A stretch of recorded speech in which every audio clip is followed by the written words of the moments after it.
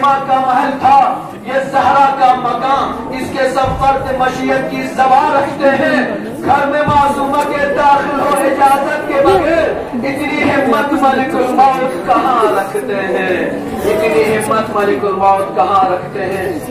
انہی اشعار کے زیر سامع آج اس عید زہرا کی مناسبت سے پہلی تقریر کے لیے اسلامک کلاسز جامع مسجد دارالتبلیغ کی طالبہ محترمہ خیر النساء ابن ذاکر حسین سے ملتمس ہوں کہ وہ ڈائس پر آ کر اپنی تقریر سے مومنین کے قلوب کو منور کریں اور شہزادی دو قومین کے فضائل بیان کریں۔ ان کے استقبال کے لیے صلوات علی محمد و آل محمد۔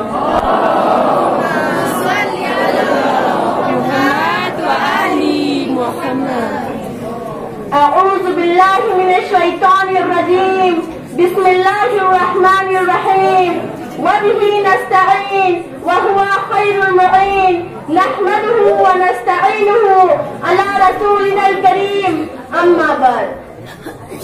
صدر محفل امام جمعہ والجماعت شیخ حسین خان برامو، علماء کرام، سادات نظام و معزز سامعین اور میرے پیارے بھائی بہنوں، السلام علیکم ورحمۃ اللہ وبرکاتہ۔ سب سے پہلے میں آپ تمام سامعین کو ولادت باسعادت حضرت فاطمہ الزہرا سلام علیہا کی ولادت مبارک پیش کرتی ہوں۔ میری تقریر کا موضوع ہے حضرت فاطمہ الزہرا سلام علیہا اور عصر حاضر کی خواتین۔ حضرت فاطمہ الزہرا سلام علیہا کی ولادت 62 کے 5ویں سال 20 جمادی الثانی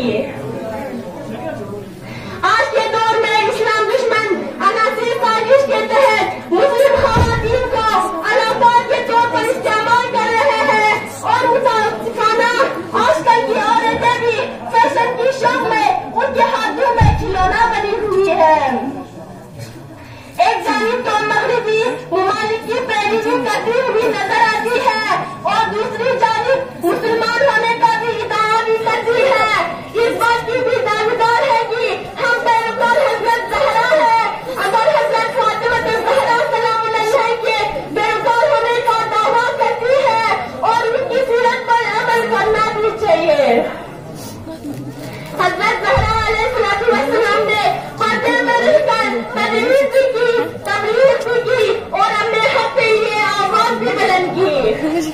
عورت کا کمال اس میں ہے کہ اسلامی قوانین کی رعایت کرتے ہوئے حجاب اسلام میں رہ کر معاشرے میں اپنا کردار ادا کرے۔